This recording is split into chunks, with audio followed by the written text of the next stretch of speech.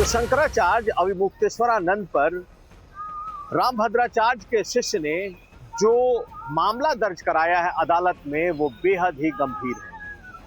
उन पर यौन उत्पीड़न के आरोप लगाए हैं। यही नहीं, पॉक्सो के तहत नाबालिगों के साथ यौन शोषण के आरोप। ये तो आरोप हैं, अब इस पर अदालत आगे तय करेगी। लेकिन आखिर रामभद्राचार्य और अविमुक्तेश्वरानंद इन दोनों के बीच विवाद भी क्या है? पिछले कुछ सालों से इन दोनों के बीच के विवाद ने किस तरीके का तूल पकड़ा है, ये दिखाता है कि अब अविमुक्तेश्वरानंद के खिलाफ वो बहुत ही गंभीर प्रकृति के आरोप लग गए हैं। क्या ये इन दोनों की आपसी लड़ाई की वजह है? आखिर इन दोनों बड़े संतों में लड़ाई है तो किस बात की लड़ाई है? आज का यूपी इसी पर, और साथ साथ ये भी दिखाएंगे कि कैसे दर्जा प्राप्त मंत्री योगी सरकार के मंत्री ही अब शंकराचार्य के समर्थन में खड़े हो गए हैं, जबकि शंकराचार्य आरोप लगा रहे हैं कि कहीं ना कहीं जो उन पर केस करने की कोशिश है इसमें सरकार की सह है। ये खबरें आज का यूपी में। नमस्कार, मैं हूं कुमार अभिषेक, आप देख रहे हैं यूपी तक। हम हाजिर अपना न्यूज शो आज का यूपी लेकर।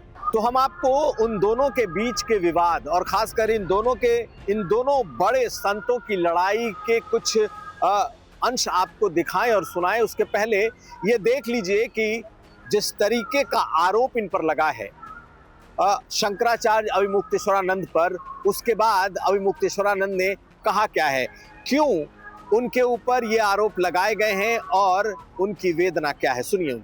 कि हमारा मुकदमा पंजीकृत होगा और अविमुक्तेश्वरानंद जिन्होंने एक छोटे बच्चों के साथ, जब हमें पता चला कि ये बहुत संत हैं, जब बच्चों ने हमें सारी घटना बताई तो हमें भी बहुत घिनौना अपने अंदर महसूस हुआ कि क्या सनातन धर्म में इस तरह के लोग हैं जो बच्चों के साथ कुकर्म करते हैं, और कुकर्म नहीं, इतना गंदा काम करते हैं कि मुंह से भी उनके साथ गंदा काम किया है और जहां से किया जाता है वहां से किया जाता है। अभी माननीय न्यायालय में हम लोग साक्ष्य जमा करने के बाद ही सार्वजनिक रूप से ऐसी सीडी भी उपलब्ध कराएंगे जो नंगी पूरी की पूरी बच्चों के साथ कुकर्म किया गया है, गंदा काम किया गया है, यौन शोषण किया गया है, जो लैंगिक अपराध के श्रेणी में आता है। तो ये उन्होंने धंधा ही बना लिया कि इनको किसी तरह से फंसाना है। तो ये एक बड़ा कार्टेल, अंग्रेजी में कार्टेल शब्द है, जिससे समझ में आता है कि दूषित मानसिकता से एक समूह का निर्माण करना, एक ग्रुप बनाना और फिर मिल करके प्रहार करना। तो इस समय हमारे विरुद्ध एक कार्टेल बना हुआ है और उस कार्टेल के द्वारा ये सब किया जा रहा है, जिसमें उत्तर प्रदेश की सरकार भी कहीं ना कहीं सम्मिलित दिखाई दे रही है। इन दोनों संतों का विवाद ये रूप ले लेगा ये कोई नहीं जानता था, लेकिन जो भी इन दोनों संतों को, चाहे अविमुक्तेश्वरानंद हो या जगत गुरु रामभद्राचार्य, अगर इनके भक्त हैं या इन्हें फॉलो कर रहे हैं तो उन्हें मालूम है कि पिछले 3-4 सालों में किस तरीके से दोनों संतों के बीच कटुता अपने चरम पर पहुंच चुकी है। आपको बताएं कि जब शंकराचार्य अविमुक्तेश्वरानंद का पट्टाभिषेक सुप्रीम कोर्ट ने रोका, बावजूद इसके वो शंकराचार्य घोषित किए गए, उसी वक्त रामभद्राचार्य ने इन्हें मानने से इनकार कर दिया था। इन्हें नकली शंकराचार्य तक कहा था। लेकिन जो शंकराचार्य अविमुक्तेश्वरानंद हैं वो कहाँ मानने वाले।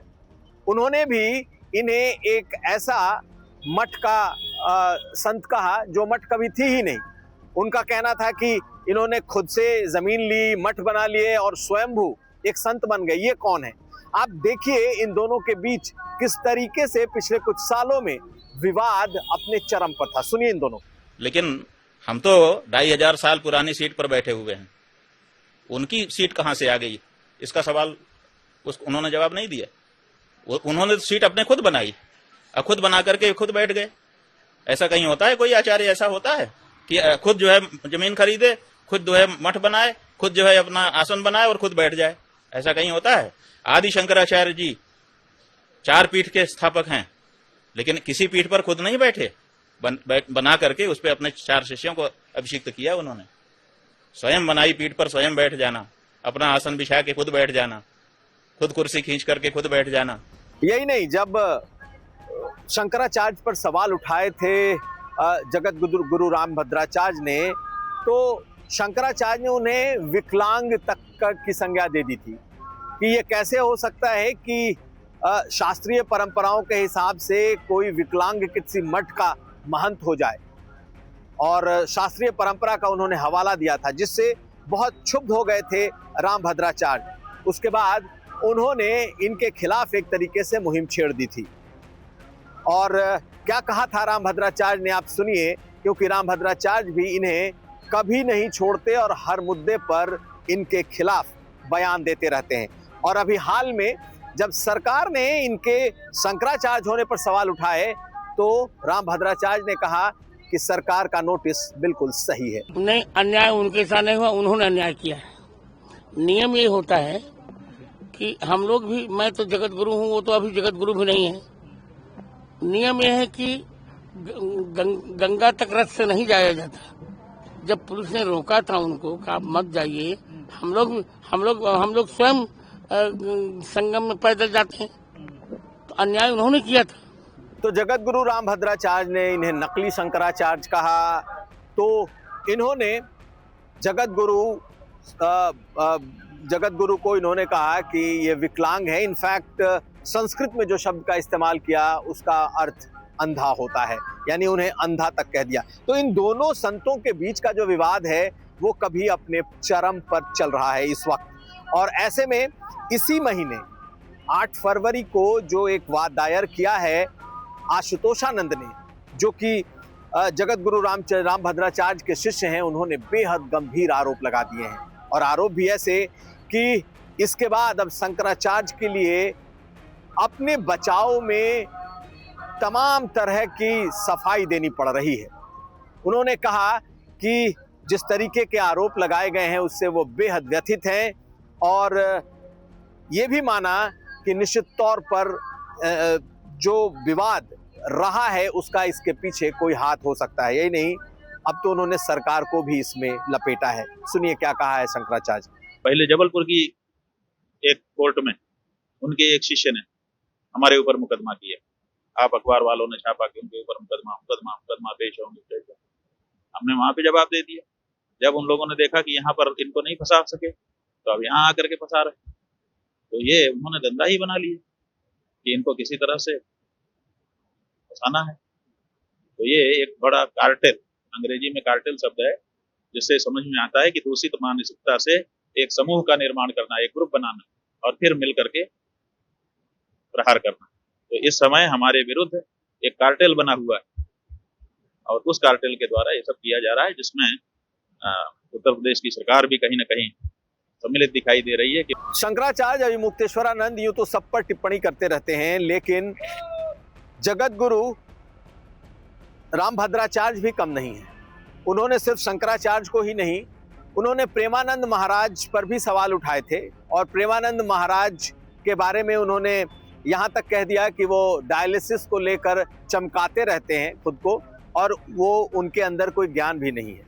उसके बाद उनके बचाव में आए थे शंकराचार्य अभिमुक्तेश्वरानंद, और उन्होंने जगत गुरु पर खूब जबरदस्त हमले बोले थे। तो कहने का मतलब ये है कि बेशक इस वक्त शंकराचार्य पर बेहद गंभीर आरोप लगे हों, लेकिन जगत गुरु रामभद्राचार्य के शिष्य की तरफ से जो ये आरोप लगाए गए हैं, दरअसल इन दोनों के बीच का विवाद इतना ज्यादा बढ़ चुका है कि अब ये शक्ल भी ले रहा है। खैर, ये जो आरोप लगे हैं इसके साथ साथ आशुतोषानंद, जो कि रामभद्राचार्य के शिष्य हैं, उन्होंने 2 नाबालिगों को भी पेश किया है कि इन दोनों के साथ यौन शोषण हुआ है और उन पर पॉक्सो लगाया जाए।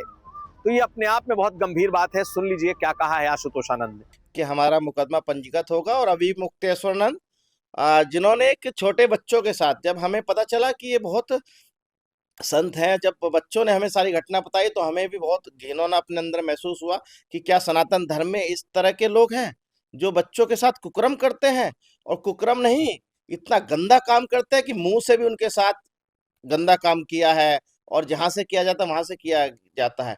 अभी माननीय न्यायालय में हम लोग साक्ष्य जमा करने के बाद ही सार्वजनिक रूप से ऐसी सीडी भी उपलब्ध कराएंगे जो नंगी पूरी की पूरी बच्चों के साथ कुकर्म किया गया है, गंदा काम किया गया है, यौन शोषण किया गया है, जो लैंगिक अपराध के श्रेणी में आता है।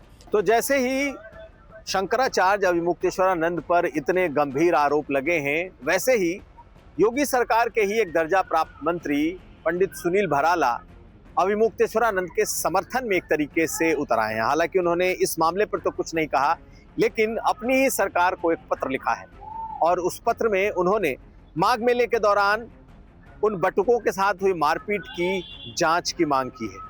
और जांच की मांग ऐसे ही नहीं की है, उन्होंने कहा है कि इसमें दोषियों को कड़ी से कड़ी सजा मिलनी चाहिए, इसलिए क्योंकि ये सोची समझी साजिश हो सकती है। यानी कि अपनी ही सरकार पर सुनील भराला ने सवाल उठाए हैं। लेकिन बड़ा सवाल यही है कि क्या शंकराचार्य अविमुक्तेश्वरानंद पर जो आरोप लगे हैं, क्या वो इन दोनों बड़े संतों की आपसी कलह, आपसी जिसे कहते हैं कि लड़ाई का नतीजा है? क्योंकि जिस गंदे तरीके से लड़ाई इन दोनों के बीच छिड़ी हुई है, एक को अंधा कह देना, विकलांग कह देना, तो दूसरे का ये कह देना कि नकली हैं, इनको कोई जानकारी नहीं, इन्होंने जबरन कब्जा किया है, ऐसी बातें जब सामने आई हैं तो ये दोनों अब खुलकर लड़ रहे हैं। लेकिन क्या ये महज आपसी कलह की वजह से ये मामला हुआ है या सचमुच यौन शोषण हुआ है? ये सवालों के घेरे में है और अब अविमुक्तेश्वरानंद को बहुत सारे सवालों के जवाब देने होंगे। तो ये था आज का यूपी। हम कल फिर हाजिर होंगे। हमें दीजिए इजाजत। देखते रहिए यूपी तक।